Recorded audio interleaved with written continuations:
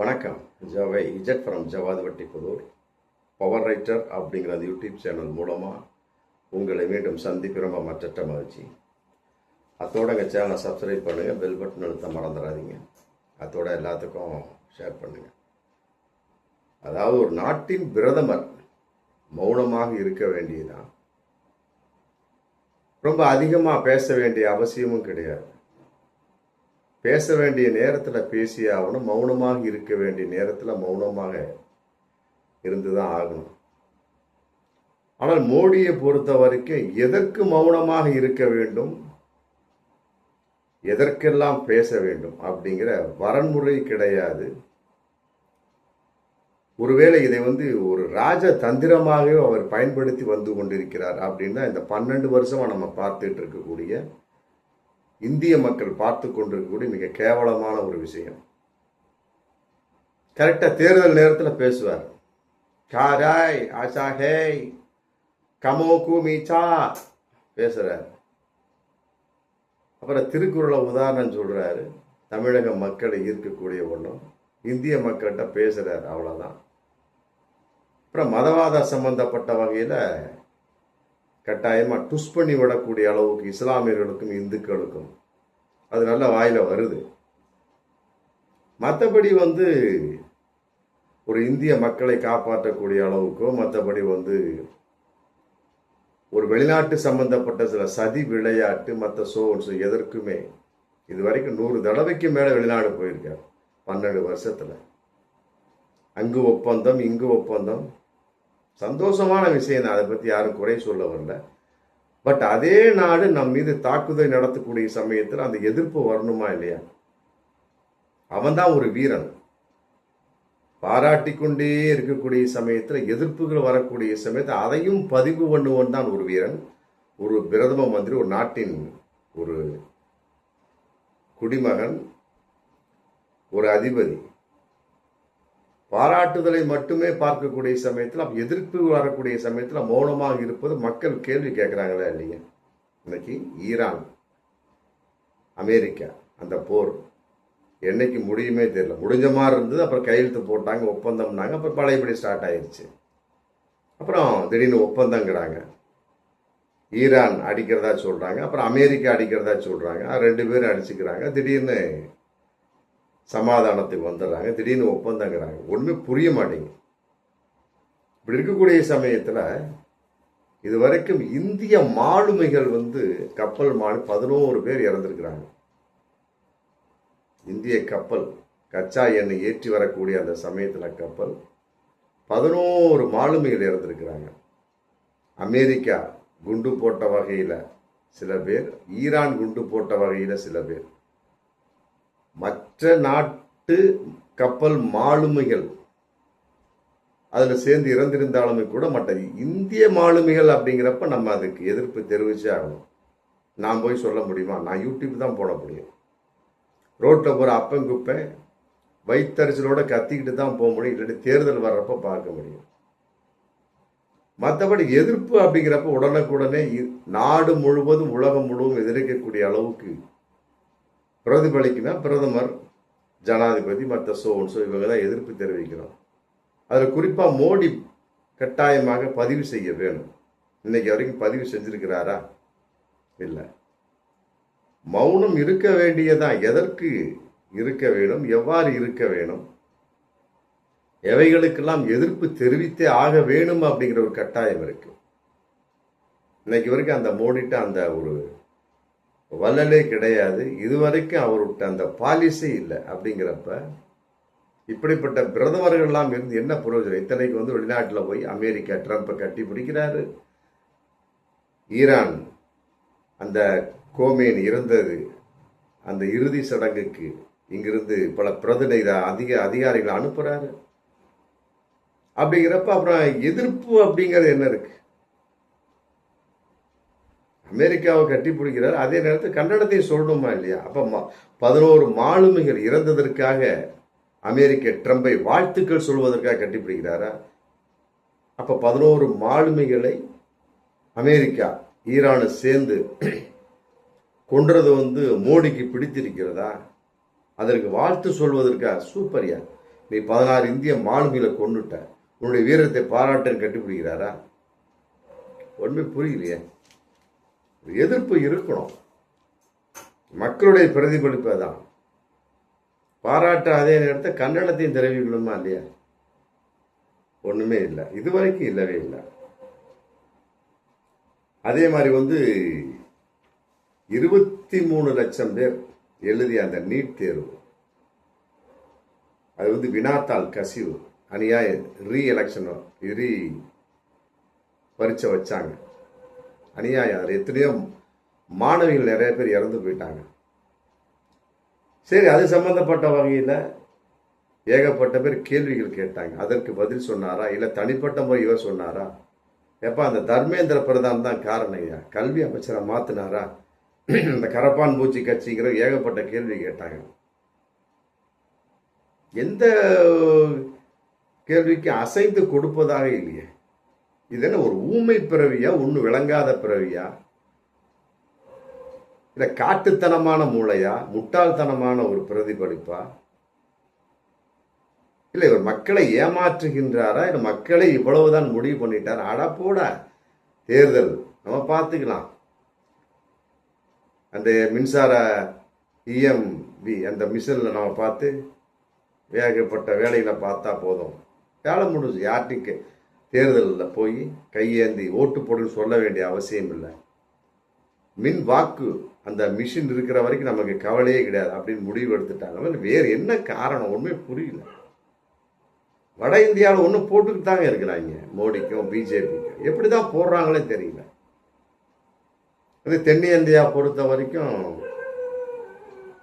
அந்த இதில் ஆந்திராவில் போடுறாங்க, அங்கேயும் இருக்கு. மற்றபடி இங்கே இப்போ கேரளாவில் போட ஆரம்பிச்சிட்டாங்க. எப்படி போடுகிறார்கள்? எந்த ஒரு பிரச்சனைக்குமே எதிர்ப்பு இல்லை, ஒரு பேச்சு இல்லை. உலக அளவுக்கு எந்த ஒரு எதிர்ப்பு குரலும் இல்லை. என்ன ட்ரம்ப் பேசினாலும் சரி, ஊமை நாட்டமே இருக்கக்கூடிய சமயத்தில் என்னத்தை விளங்கிக்கிறது? இங்க தமிழகத்திலே அதே மாதிரிதான். ஒரு முதலமைச்சர் விஜய் அப்படிங்கிற முதலமைச்சர் சேம் ஊமையனே தான். மோடியை வடக்க கட்டினா விஜய் தெக்கால கட்டிட வேண்டியதான். செய்தியாளரை சந்திக்கிறதே கிடையாது ரெண்டு பேருமே. எந்த ஒரு கேள்விக்கு பதிலுமே கிடையாது. என்ன நினைக்கிறாங்கன்னு அப்படிங்கிற மக்கள் யோசிக்கவே முடியாது. இப்படிப்பட்ட ஒரு நபர்களை வச்சு என்ன பண்ண முடியும்? இல்ல, மக்கள்கிட்ட பல கேள்விகள் இருக்குது. ஒரு பிரச்சனை நடக்குது அப்படின்னா என்ன காரணம், என்ன சமாச்சாரம், அதுக்கு பிரதமராக இருக்கக்கூடியவர்கள், முதலமைச்சராக இருக்கக்கூடிய பதில் சொல்லணும். இந்திய அளவுக்கு பிரதமர், ஒரு மாநிலம் அளவுக்கு முதலமைச்சர், ரெண்டு பேருமே ஒரே மாதிரி இருக்கிறாங்க. இப்படி இருந்தா மக்கள் என்ன நினைப்பார்கள், மக்கள் என்ன முடிவுக்கு வர முடியும்? ஒண்ணுமே புரியல. அதே மாதிரி அந்த 18 லட்சம் பேர் 12 எழுதின சிபிஎஸ்இ அந்த +2 தேர்வு வினாத்தாள் திருத்த குளறுபடி, அதில் ஏகப்பட்ட பேர் மாணவர்கள் இறந்தார்கள். என்னமோ புதுசா ஒரு சிஸ்டத்தை கொண்டாந்து அநியாயம். +2 மாணவர்களுக்கு மார்க்கே இல்லை, ஏகப்பட்ட பேர் ஃபெயில். நல்லா எழுதினவன்லாம் மார்க்கு குறைவு. சரி, அதுக்கு ஏதாவது ஒரு பதில் சொன்னாரா? மற்ற அதுக்கு தகுந்த மாதிரி ஏதாவது பிரச்சனைகள் அடிப்படையில் பேசினாரா? ஒண்ணுமே இல்லை. அதற்கு தர்மேந்திர பிரதான விலக சொன்னாரா? ஒண்ணுமே இல்லை. இங்க விஜய் கட்சியை போல அங்க பாஜக, அங்க பாஜகவை போல இங்க விஜய் கட்சி. ராஜினாமா பண்ணதா பிஜேபியிலையும் சரித்திரம் இல்லை, விஜய் கட்சியிலையும் சரித்திரம் இல்லை. அந்த மாதிரி. அதே மாதிரி கச்சா எண்ணெய் விலை உயர்வு, பெட்ரோல் விலை, அவன் சௌரியத்துக்கு அந்த பெட்ரோல் நிறுவனம் ஏற்றிட்டு இருக்காங்க. என்னப்பா இப்படி ஏத்துறீங்க, கச்சா எண்ணெய் இறங்கிருச்சு, குறைக்கலாம, ஒரு வார்த்தை. அப்ப இவரும் அதற்கு துணை போகிறாரா? கச்சா எண்ணெய் பேரலுக்கு இவ்வளவு டாலர் இறங்கிச்சுன்னா அதுக்கு தகுந்த குறைக்கணுங்க. ஒரே நிலைப்பாடு. அந்த 5 மாநில தேர்தல் முடிஞ்சோடனே ஏத்திட்டாங்க, முடிஞ்சு போய். இது வரைக்கும் 8 ரூபாய் 9 ரூபாய்க்கு மேலே ஏற்றிருக்கிறாங்க. இங்க திமுக அரசு இருந்து அவங்க 3 ரூபா குறைச்சாங்க. இந்த தாவேக அரசு ஒன்றுமே ஒரு சுடுகாடுல ஒரு குப்பையும் கிடையாது, எந்த செயல்பாடுமே கிடையாது. இந்தியாவில் பாஜக, இங்கே தமிழகத்தில் தாவேகா. எந்த செயல்பாடுமே கிடையாது. அதே மாதிரி டாலர் மதிப்பு உச்சத்துக்கு போன உடனே என்ன பதில், என்ன சமாச்சாரம், இறங்கின உடனே எந்த இந்திய வீழ்ச்சி நாளை குறையிறப்ப அதுக்கு பதில் பேசக்கூடிய ஒரு மக்களுக்கு ஆதரவான விஷயம் ஒன்றுமே இல்லை. அதே மாதிரி இந்த ஈரான் அமெரிக்கா போல மத்தியஸ்தம் பண்றதுக்கு பாகிஸ்தான் வந்தாங்க, எந்த பேச்சுமே கிடையாது. அப்ப இதை மோடி ஏற்றுக்கொள்கிறாரா? பாகிஸ்தானை எதிரி நாடுன்னு சொல்றீங்களே, நீங்களாம் RSS கும்பல் தானே, பாகிஸ்தானை எதிரி நாடுன்னு சொல்றீங்களே, ரைட்டு. அப்போ உங்களுடைய எதிர்ப்பு இதில் காமிக்கலாம்ல. ஏன் அமெரிக்கா ட்ரம்ப் அடிச்சிடுவாரா? இல்லை ஈரான் இந்தியாவுக்கு குண்டு போட்டுருவாங்களா? நமக்கு தைரியம் இல்லையா? பாகிஸ்தான் மத்தியஸ்தம் பண்ணக்கூடிய அளவுக்கு என்னங்க இருக்கு? அவன் யாருங்க நம்மளை மத்தியஸ்தம் பண்றதுக்கு?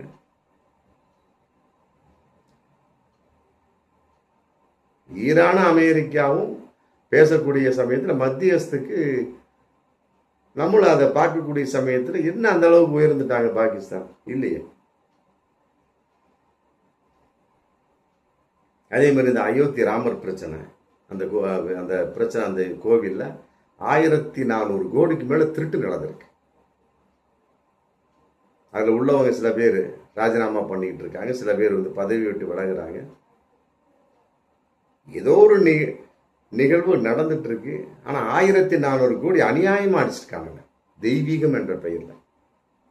இதுக்கிட்ட பாஜக காரணமா? அங்கே இருக்கக்கூடிய வேறு தலைவர்கள் காரணமா? நீங்கள் தான் ஆட்சி பண்ணுறீங்க ஊபியில் பாஜக. எப்படி 1400 கோடி காணாமல் போச்சு? எப்படி 1400 கோடி திருட விட்டீங்க? அப்போ நீங்களும் திருட்டு பசங்களா? திருடியதுக்கு யார் காரணம்?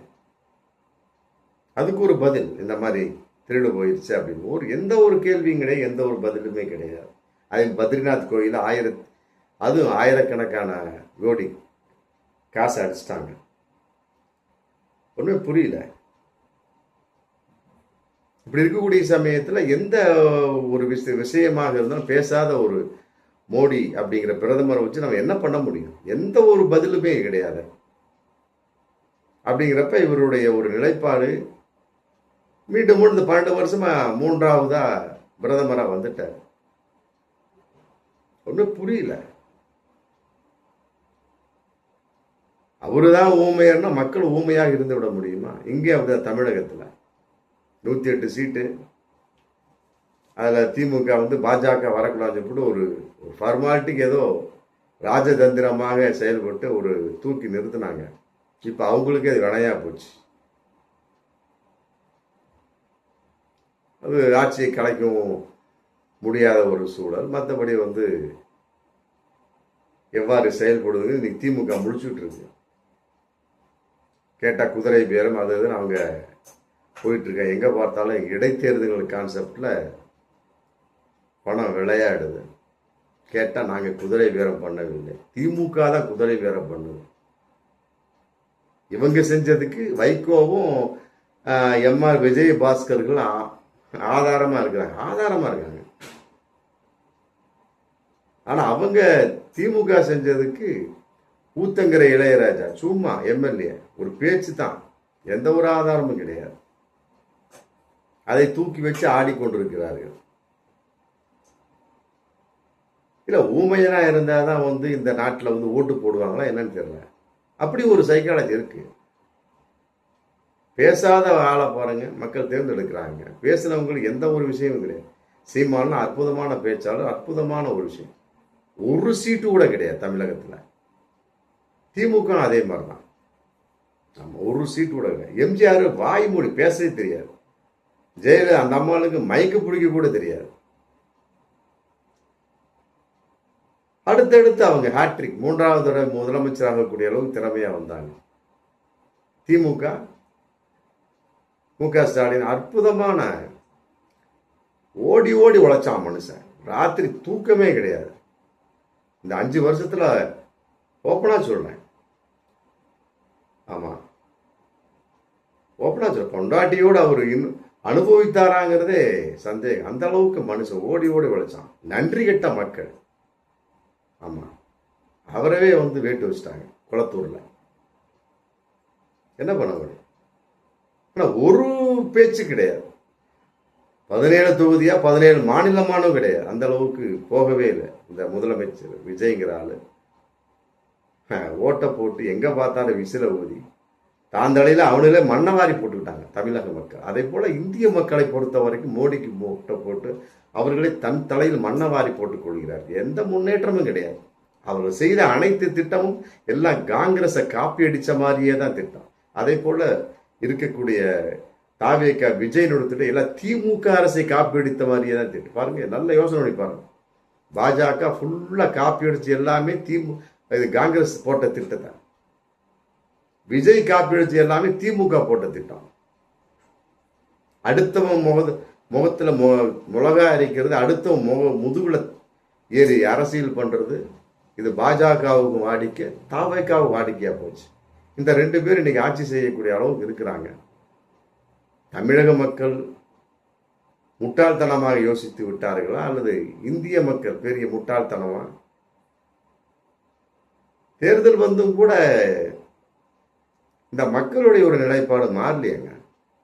அதான் மனசு வருத்தக்கூடிய விஷயமா இருக்கு. வரும் காலங்களில் இந்தியாவில் பாஜக ஆளவே கூடாது, தமிழகத்தை தாவேக ஆளவே கூடாது. இது தொடர்ந்து போய்கொண்டே இருந்தால் கட்டாயமாக இந்தியாவாக இருக்காது, தமிழ்நாடு தமிழ்நாடாகவே இருக்காது. பார்ப்போம் மீண்டும் அடுத்த வீடியோ. நன்றி.